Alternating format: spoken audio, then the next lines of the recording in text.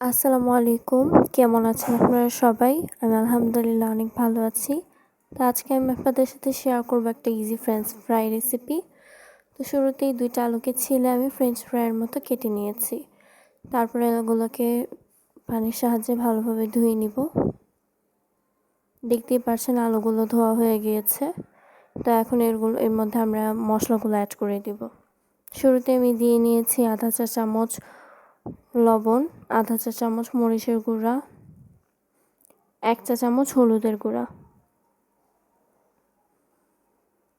এখন ভালোভাবে মশলাগুলোকে মাখিয়ে নিব আলুর সাথে।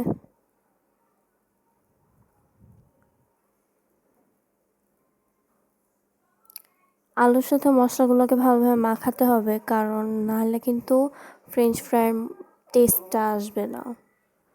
প্রত্যেকটা যেহেতু আলু এটা, তো প্রত্যেকটার সাথে যেন ভালোভাবে লাগে মশলাটা, সেটা দেখতে হবে। তারপর এখানে দিয়ে দিব আধা চা চামচ আটা। আপনারা চাইলে বেসন দিয়েও করতে পারেন, কিন্তু যেহেতু আমার কাছে বর্তমানে বেসন নাই, তাই আমি এখানে আটা দিয়েই ফ্রেঞ্চ ফ্রাইটা বানাবো।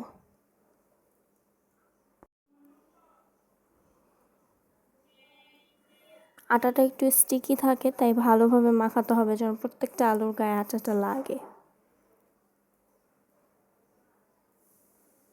এখানে কিন্তু আমি কোনো পানি ইউজ করিনি, শুধু মশলার আটাটাই।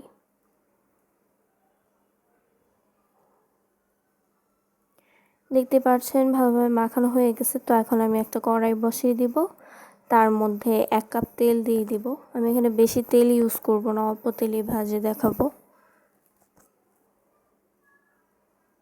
তেলটাকে আমি পুরো কড়াইতে ছড়িয়ে নিলাম। এখন তেলটা গরম হওয়ার পর এক এক করে আলুর পিসগুলো তেলে দিয়ে দিব।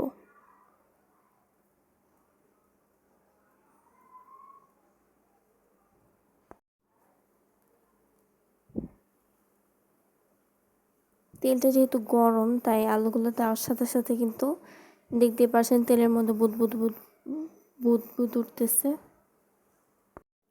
তাই এখন সুন্দর করে আমি এগুলো ভেজে নিব। এভাবে প্রত্যেকটা আলুর টুকরোকে আমি তেলে দিয়ে ভেজে নিব।